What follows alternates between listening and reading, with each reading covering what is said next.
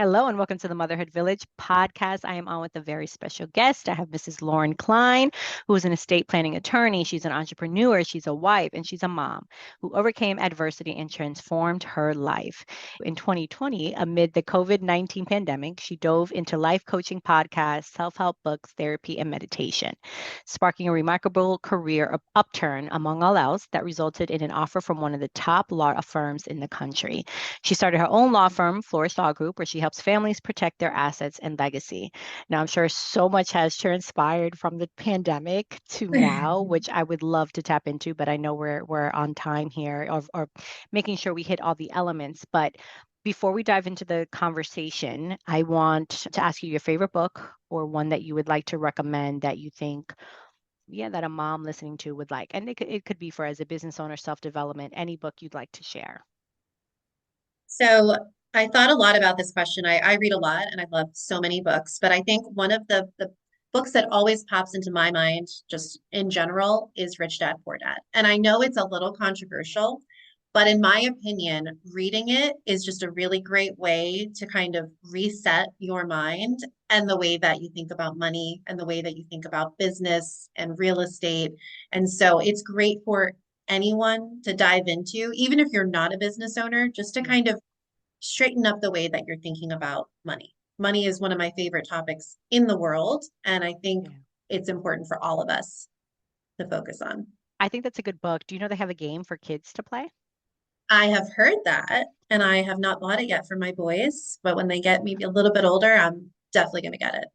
Yeah, my husband, someone told us about it because my husband had read the book and they said it was a really great introduction to show little kids, of like understanding money, the basics. And I agree. I read the book years ago, but I think it just helps people understand the fundamentals. And I know this goes into the topic of also what you do because it's estate planning and protecting assets.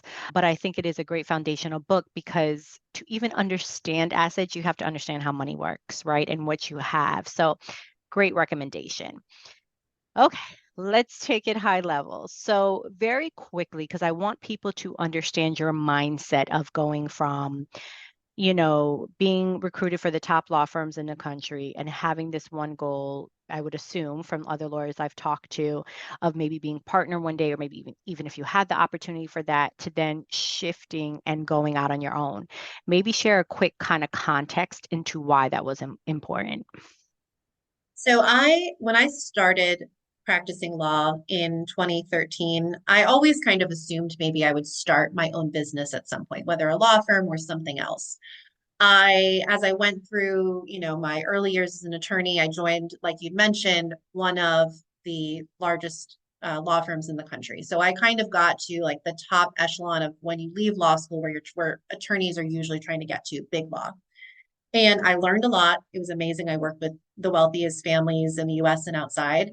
But something that I realized was the conversations that I was having with the top 1% of the top 1%, we weren't having just us normal folk, us raising children, growing businesses, working, whatever it may be. We weren't talking about these things, but the idea of estate planning is applicable to everybody. And so I started thinking, wouldn't it be great if I could take all of this expertise and this knowledge and experience that I have and bring it to just people that I, meet on a day-to-day basis, families, business owners, real estate investors, parents, teachers, whatever. My husband's in law enforcement, and make sure that people are protecting their assets, making sure that their children are, cared for if something happens to them, making sure that they understand what goes into an estate plan and why it's important for everybody, making sure that someone's there to make healthcare decisions for you if you can't do it for yourself, or financial decisions for if you can't do it for yourself. All of these things I wanted to bring to the general public. And so when I left, I was right about to make partner. That was like the next step. And I said, okay, I can either choose door number one and make partner, or I can choose door number two, take a bit of a risk and start my own firm and really kind of follow what I was passionate about. And so I chose door number two. Last year, I started my firm, Flourish Law Group, and it's the best thing I ever did. And I quickly brought on a partner, which was also one of the best things I've ever done. She's one of my best friends, and she has a ton of experience too. So we partnered up take over Florida when it comes to estate planning. I I love that. And I'm a little biased because we know each other personally, and I have such tremendous amount of respect for you. I'm going to take it personal of understanding my introduction to estate planning, because of course I'd love to sit here and dive even deeper as, how the entrepreneurial journey has been, which I'm sure anyone listening to this who is trying to juggle like that, and like that's a whole thing with marriage and kids. But I really want to take it to the heart of what I know you're so passionate about. So, very quickly, and I think we've talked briefly about this anyway, but for my listeners, I was really excited for this conversation because my husband and I had to deal with that on a family aspect. Very high level, I'll explain. My grandfather in law, my husband's maternal grandfather, got diagnosed with dementia and had it for many years.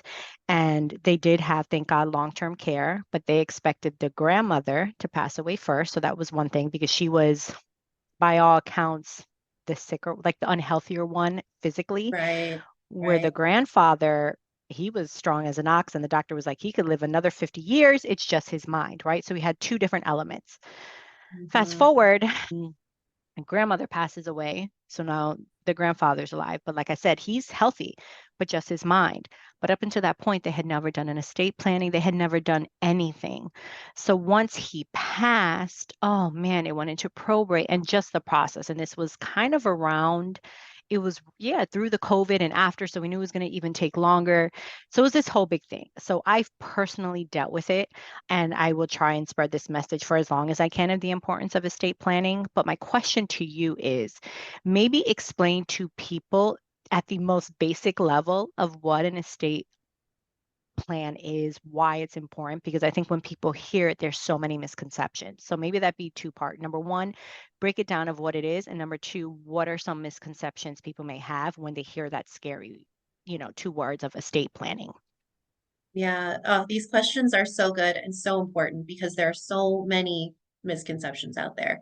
So, what is an estate plan? Because people hear that and they're like, estate, that sounds very fancy. That sounds like it's only for the rich or only for someone who's 85, 90 years old. What is an estate plan? So, an estate plan is made up of a couple different buckets. One is if you have minor children, naming a guardian or guardians who will take over if you and your partner, if you have a partner, are no longer here. Obviously, that conversation is a little scary, but I like to kind of flip the script and say, no, it's empowering because we do everything we can while we're on this earth to protect our children, to build up our family and our assets and care for our children, make sure they're healthy, all the things that we do as parents on a day to day basis. But it's empowering to think I have made sure that if something happens to me, unlikely, I know who's going to take my children. It's not going to have to go to court. There's not going to be confusion and fighting in the family. If if I want the child to go outside of the US, have I put a letter in place? Because a judge still has to review your estate plan if you have one. They still review your will. Have you explained why you've named the people that you've named? So that's one thing that's really important for your audience, naming guardians for minor children. Another important aspect is, okay, who gets your assets? Who gets it and how do they get it? So is your spouse going to get everything if they survive you?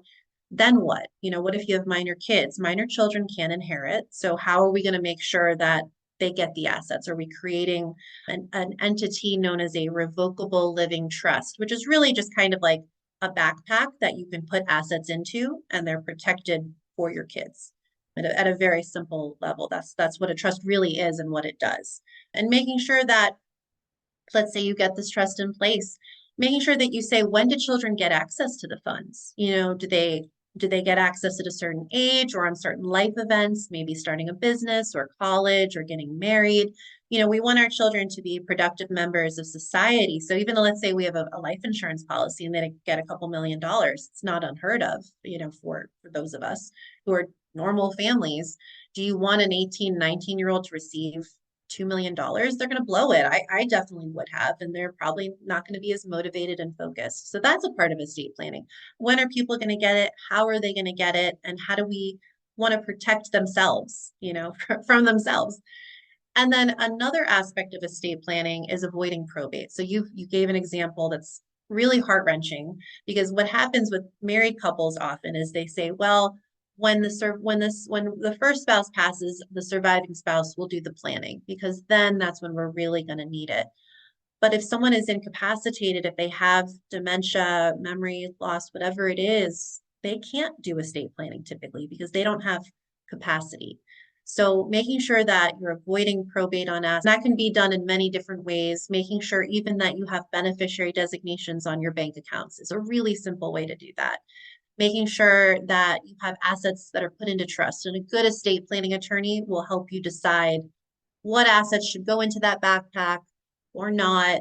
That's a big part of it too. And then the last part that I think a lot of people don't think of, and this is the reason that I believe everyone who's 18 or over should have an estate plan, is naming the people who can make decisions for you if you become incapacitated. So I'll give an example. I'm in my late 30s and I have of course, I have all of this because this is what I do, but I went to the hospital when I had my son with all my healthcare documents that are part of my estate plan. I gave it to the doctor and the nurses and I said, if something happens to me, here's my legal documents that say my husband is my healthcare surrogate. If I need a blood transfusion, if any decisions need to be made, don't hesitate. Ask him, he can do it. So protecting ourselves, making sure that we've named people that we trust so there's no delay or confusion on what happens to us financially and healthcare wise. Those are all the things that go into an estate plan, which I think a lot of people, when they hear those words, they think, I don't need it. And it's just a piece of paper. It's a will. That what does it really even do? Who cares? There's so many aspects, and that is why I started this firm to talk about this. This is not a part of a normal conversation, but it's so important. It's so important to talk about and to implement. So you said two things. One that I loved was at the start of it when you said about empowering, because my husband and I had ours done. Very fortunate that the organization my husband works for, we got it for free.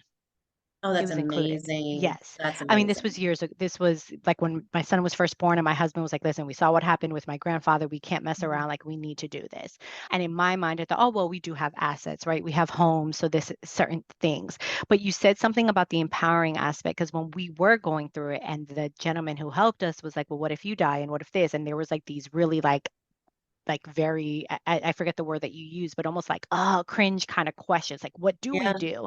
So the yeah, fact that you said it in such a way that if someone were to listen to this and they were thinking about doing it, it's like, if we're here to protect our greatest quote unquote asset, this person that we birthed life into, then we shouldn't look at it as like, oh, if I die, it should be when I am no longer here, who will protect them?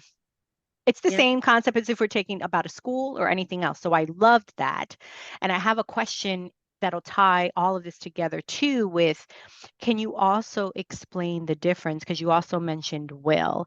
And I was talking to someone and they were like, oh, I have an estate plan. And they were like, I have a will. I know better. Again, we went through the process. Can you maybe talk about the difference of just having a will as well as maybe even a power of attorney? Can you talk maybe the difference of that? Because people think, oh, well, I have that.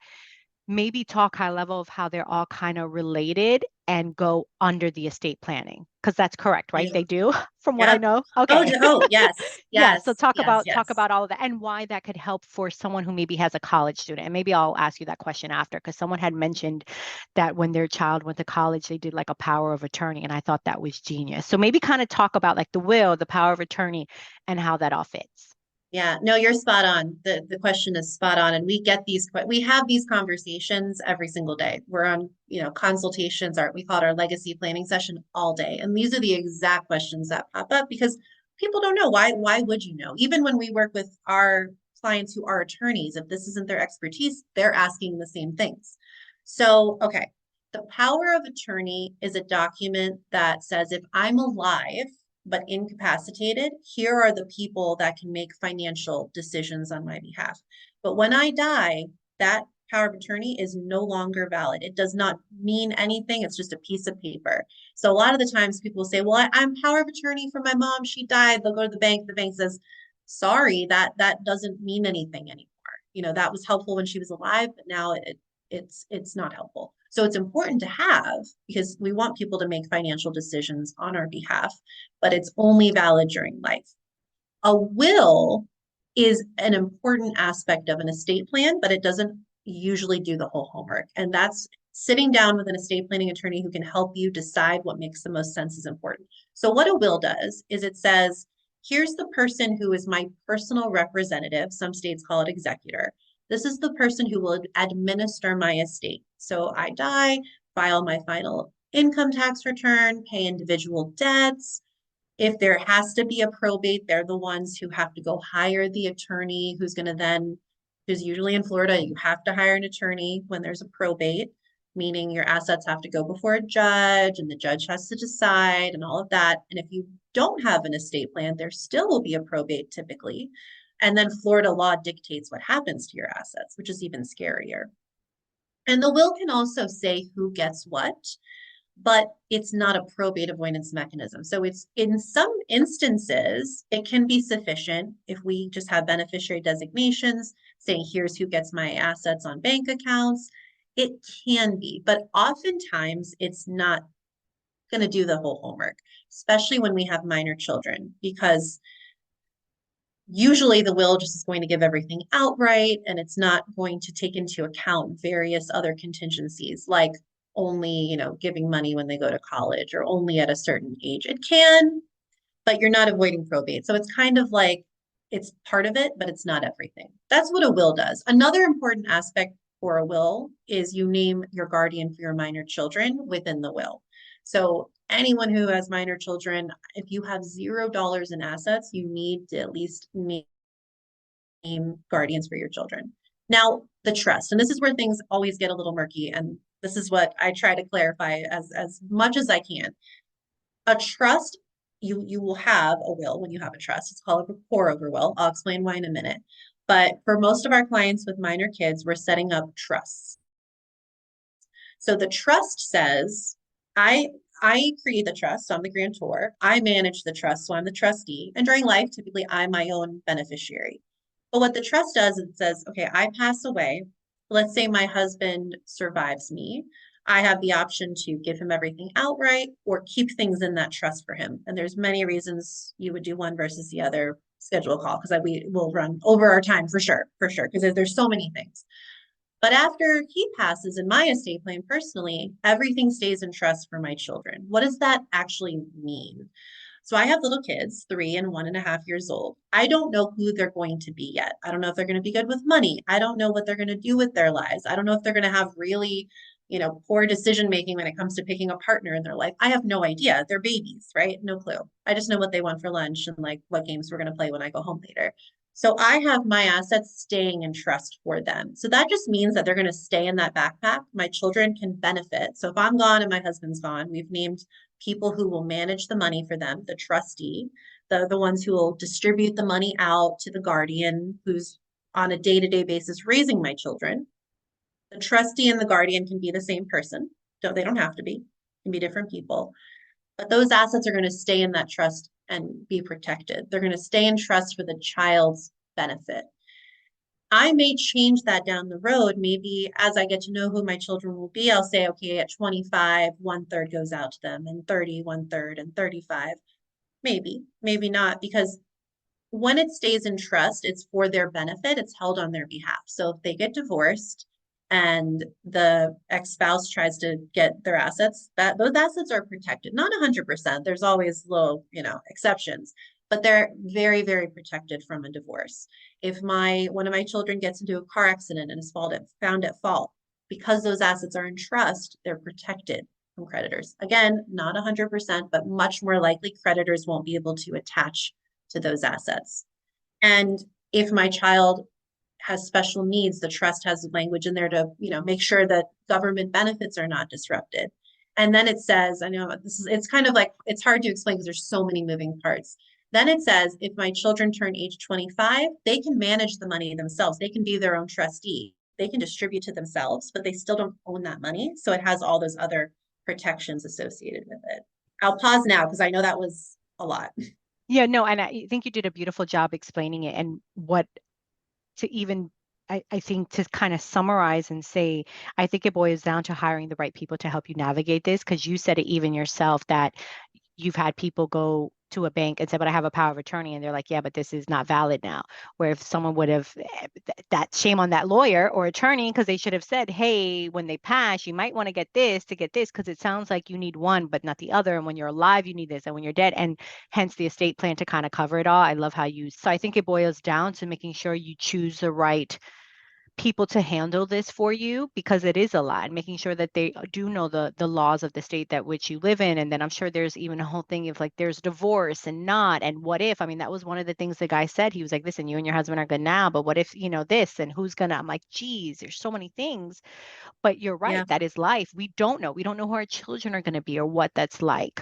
I want to pivot slightly because I want you to talk about, since you mentioned COVID and kind of how you really dived into your self development. And I'm assuming I will, again, I know you personally, so I know you've talked about how like you really were intentional about like if you were going to start this business, doing the work for it, which I loved and highly recommend, which I'm sure we could have another podcast about that. But since COVID and since that happened, has the landscape of estate planning changed? Like, has there been stuff? Did you guys see a lot? Because I mean, there were so many people that died that maybe didn't have things in place. So maybe talk about like a couple things of like that maybe have changed since then, maybe laws. Like I'm sure something had to, because you had now had all of these instances where unfortunately people were dead and they didn't have stuff in play. And now that I'm thinking, I'm like, gosh, it must have been horrible. So yeah, maybe explain that and how can we protect ourselves so that if we do God forbid, have something again, that we're more protected. Well, I think one of the main things that COVID changed was how we communicate. And that is across all industries and all walks of life. The ability to get on Zoom and have a meeting with a client and just make this more accessible. We're all busy. We're working, we're picking our kids up from school, we're making a snack, we're making dinner, whatever it is. We're juggling with our spouses or our partners. So just being able to meet with a client via Zoom, it's great. So that's one of the things that has changed, definitely, I think, for the better. I still love in-person events, but for just meetings, it's often much easier. And I think you kind of touched on this. I think something else that unfortunately the pandemic kind of brought to the forefront of our mind is we're not invincible. Things can happen, and thank goodness we're getting away from all of that. It was a crazy couple of years, but I think it's going to stick in our minds that hey, things can happen. Unexpected things can happen in life. And the more that we plan for them, the more peace of mind that we're going to have. And unfortunately, we've had a lot of people come to us because a family member died during that time period. They didn't have an estate plan or they had an insufficient estate plan. They had to go through the probate process, which was very much prolonged during that time period. Courts were closed, just everything was a mess. And so they saw how much money their family had to spend on a probate. They had to hire the attorney. Assets were frozen until a certain part in the probate process. All of the information of the estate plan, if there was one, is made public. So your beneficiaries are made public, your assets are made public. When you have a trust, things are private. So I think just all of those things, especially with fraud in South Florida being so rampant, privacy is so important to everyone right now. And I think unfortunately, and also fortunately, it kind of brought it to the forefront of people's minds, and it kind of put a little, fire under their butts because estate planning, we're thinking very forward, what could happen in the future. And so there isn't always urgency, which I completely understand. We're all so busy. I get it. But we got to think about it. Hey, what are we working so hard for if we're not going to protect it on the back end? It doesn't, when you think about it that way, it doesn't make sense to not do estate planning. But it's hard. I get it. I really get it.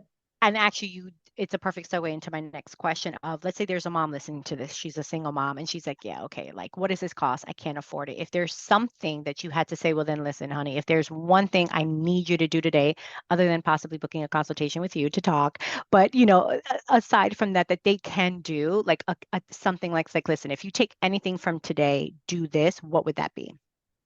I would say two things. One is check all your bank accounts and just make sure you have a beneficiary designation. Bank accounts, brokerage accounts, 401k, pension, whatever it may be. You don't need an attorney to do that. Oftentimes, when we review our clients' assets, we're saying, okay, we're going to name the trust you've created as the beneficiary. Because then it says, if not, if it's this person, then there's person. If this person has passed away, then here. If there's special needs, situation going on, then it goes here. That's kind of the gold standard. But at the bare minimum for now, just make sure you have beneficiaries name because that in and of itself will avoid probate. That's number one. And then number two is at least get a simple will that names guardians for your minor children. If you do those two things, you will be light years ahead of everyone. And it's not the full homework by any means, but I think that those are really, really important and you can do those pretty easily. And I mean, I am 0% for DIY estate planning. I think it's very, very risky. I've seen estate planning documents invalidly executed, so they mean nothing. There's just so many I'm little sure. things that you're not going to think about, there's many industries or areas of law I don't know. I Yeah, know the pitfalls, so I can, or any good estate planning attorney knows the pitfalls, sure. but even if you can get like a low cost will or something in place, if your funds are limited, which is fine, do that. Yeah, Or see if your husband, maybe your company pays yeah, for it. yeah. Um, and Let me do that. ask, because you mentioned the children. I had heard somewhere, and it might have been similar to you, like I dive into like master classes and kind of researching different things. I had heard someone say, is it possible to get guardianship in place while your children are alive, or is that similar to like a power of attorney, where like someone had mentioned literally, they're like, if you have your child and you and your husband are traveling, get something in play for that. And I was like, really? It's that deep? And they're like, yes. They're like, if you have your grandparents around or something, and let's say you and your husband are going to be out of town for even the weekend and you have a caretaker watching your kids, they were like, have something in play, like, okay, to your point, like when you were giving birth to your son, that you can give to the hospital to say, listen, or that whoever the caretaker is watching your kids, and God forbid they have to take them to the hospital, they can say, listen, I am this, I'm not the parents, but this is the stipulation. What is that called? And is it power of attorney? So that would not be power of attorney. That would Okay. be like a guardian document for a Oh, minor child. So that would be separate from the will because the will only be effective upon death. So it's a gotcha. separate document that you would do that just says like a temporary guardian while I'm alive in the event that I'm unavailable. Now, the reality is if you haven't died and it's a short period of time, law enforcement probably isn't going to be called. There probably wouldn't be a need to have that in place as much. It's Sure. not as important if you passed away because then your child could have to go into, temporary care of the state or Yeah, something if you don't have this documentation in place for until sure. everyone can figure out who's going to take the child. If it's just a weekend, it's still important because who knows? You Yeah, never know. When I was pregnant with my second, we went on vacation and we thought we had COVID and we were worried we were going to be stuck in Turks and Caicos for a few weeks. I know. What if something had happened during that time period? You never know. So it's I important. know. It's important to think about that stuff. I think the will is more important, but the more that we have a plan in place, the better off everyone is. Well, yeah, and I think thank you for the clarification, because when I heard that, I'm like, what? So I'm telling my husband, I'm like, if we go away, like ever, like, and he's looking at me and he's like, I don't know, similar to what you're saying. But I think to your point, like there are so many things in place, but I agree. I think having a will, if at the bare minimum to have something, so God forbid if you pass, at least you know where your kids are going as opposed to foster care, right? Because then you're like, oh Yep. my gosh, yeah. Yeah. Okay, I have a couple more questions for you. So I know you have the Wealthy Lawyer Squad, and I know that's a passion of yours. So, talk to me about that and how you're choosing to give back in this way to help other lawyers. And then, even I'm sure there's not a lot of female attorneys, or are there? Like, maybe talk about this space. Like talk to me about it, the mission behind it, your purpose with it, and why was it important for you to create? Oh, thank you. I love my Wealthy Lawyer Squad programming and mastermind. So it's a community and mastermind for lawyers and new lawyers and law students. So it's all about mindset and success coaching, strategies for doing well in law school or early on in your law career. There's unique challenges that come up within law school and early law practice. It's a very trying time. It's very challenging. There's a lot of imposter syndrome, a lot of stress. And our brain, at a time that we need to be our sharpest, law school and learning how to become an attorney and practicing law, our brain likes to tell us all these crazy stories and go into like major stress overload because it's a scary new thing. And so there's so much that we can do to learn to understand our brain and retrain the way that we approach law school and law practice.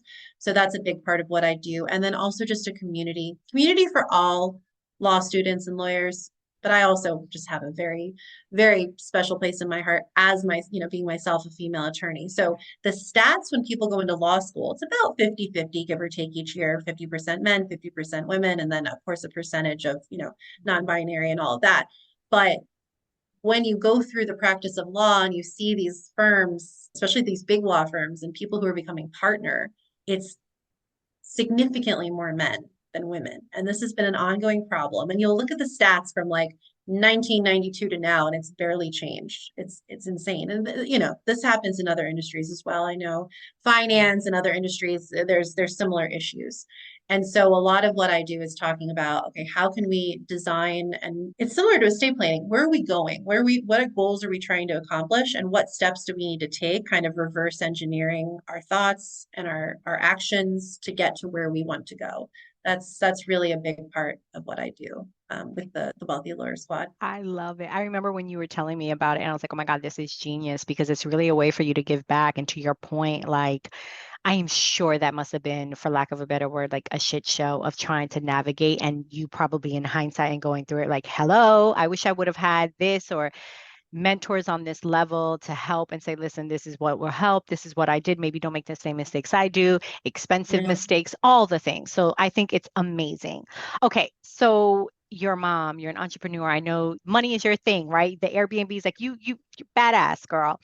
How do you juggle it? So I know we talk about self-care and we hear balance, and I don't agree with the balance either. I think you're just never, I think you try and make sure that you're not dropping the balls. But I had Shelly Muniz, who was at a speaker at the summit, NBC6, and we had a conversation on the podcast. And that's what she mentioned. She's like, it's almost like a juggler, and you're just hoping you're not dropping the glass balls, that the ones that you really know that you don't want to break, and some of the other ones you might drop. And I was like, oh, I love that picture of it, right? Because we have like our health should be the glass balls, lack of a, better term, but it really is, our relationship with our spouse, our kids, but you have you're trying to juggle all the things. So my question Yeah. to you is, how are you intentional with juggling all the roles that you have and making sure that your glass balls stay intact and you're not, yeah, they're not crashing. Like, how are you intentional with that? Because, you're such, like you're very ambitious. And I know that word too can be cringy, but you are like, you want to help, lawyers, and you want to help families and all these things. So what do you do to kind of juggle that for yourself? Well, and I will say that some days I juggle better than other days, just like everyone else. But I think some of the things that I've implemented that have really, really helped me. Number one, this is like a little bit of an aside, but when I had my first son, Drew, I think it was Lauren Bostic from the Skinny Confidential. She had a baby around the same time, and she said, when I had my baby, it made me want to go even more into hyperdrive with my business because I know that they're now watching me and they see the legacy that I'm building. And not to say that you have to do it this way, but for me, that kind of helped because I am ambitious. I wear that very proudly. It kind of helped me to get over a little bit of that guilt because I have to do what I need to do. I need to be myself while also being a mom and a wife and a friend and a daughter and all the things because you don't want to lose sight of yourself. And that happens. It happens to me all the time. But for me, that was really important. That was kind of an aside. The things that I do that I have found really helpful, and again, some days work better than others, is I mean, this one's not that sexy, but just time blocking and talking to my husband, Andrew, like each week, here's what I have going on. Here's when I really need you. Okay, we're both busy at this time. Is grandma going to come in? Is our one of our friends going to take over? We still have to find like a good babysitter. So if anyone's listening, message me. Twink, Twinkle Toes. I need to connect you with Twinkle Oh, Toes Nanny Agency, and please. they're doing. I hope it's not just West Broward. I think they're doing East Broward too. But yes, it's a Right. fantastic. Okay, Oh, yes, but need it. Thank you. Thank you. So time blocking and communication has been huge.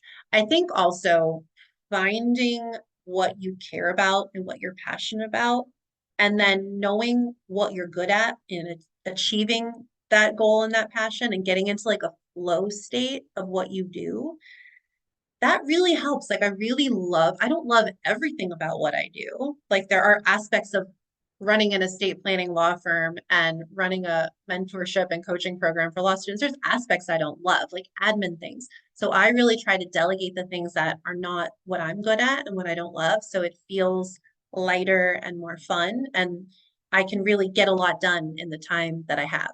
I think that has been really helpful for me I at least. love that. And I love how you shared the ambitious part because I think that is so key for any mother listening to this. Because, listen, I have a whole WhatsApp group of moms that have attended my support groups, and I see it, and a lot of the moms going back to work and they're like, but I want to go, but I'm guilty. I've already been shamed, unfortunately. Like some one of the takers at the school was like, oh, back at 6 weeks. They're like, yeah, something. And she was like, well, that wasn't necessary. And I'm like, oh gosh. Anyway, my whole point is I think you were so, I know we were the WhatsApp chat that day was going in. We're like, well, don't listen. It's like we were sharing all the love and good vibes to her. But my whole point Yeah, is thank you for sharing that because yes, you can't change who you are, who innately you are, and what's going to fulfill you. Although you love being a mom, but there's a whole other side of Lauren. And I believe truthfully of you being on this earth, right? And fulfilling what you feel you're here to do, helping families, mentorship, all the things, and then kind of navigating through that. So thank you for bringing that side note in. I love the communication aspect. Listen, we have everything on the calendar, and my husband, I still have to have the conversation. And he's like, oh, you yeah. have this? I'm like, yes, it's been on the calendar. So once I saw that happen a couple of times, I was like, all right, we really need to have these weekly meetings because not only am Hmm. I getting busier, so is he. So I love that because we can't read each other's minds and maybe we did see it, but we forgot. Like we have to like look and say, did you see it? Yeah. Yeah. And That's that it. was hard for me because before kids, I was a very fly by the seat of Oh my gosh. pants, not with work stuff, of course, but with social stuff. Like it was never on the calendar. When friends be like, is it on your calendar? No. I'm like, no, girl, I'll be there, whatever. Like, Yes. so that was hard. It was hard to like implement that. And it's not really like fun and sexy to do with your partner. I Like, what are you know. doing this day, blah, blah, blah, blah. No, But it avoids like the confusion and the absolutely. miscommunication and the I gotta run out the door now. What do you mean? Where are you And going? truthfully, it's not only the sexiness of it too, but it's like our mental capacity can only hold so much. Like we're trying to Yep, run businesses, so we're there. Some of us have multiple businesses, multiple endeavors.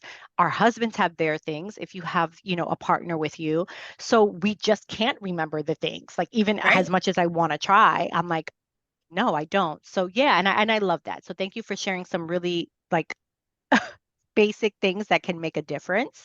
And truthfully, it's what works for you. So some people like you just got to do what works for you. I'm visual, so we have a big board in the kitchen. My husband barely Mhm. looks at it, but for me, I know what's coming up for myself. Yeah, he's like, I didn't see it there. I'm like, dude, you walk past it every day.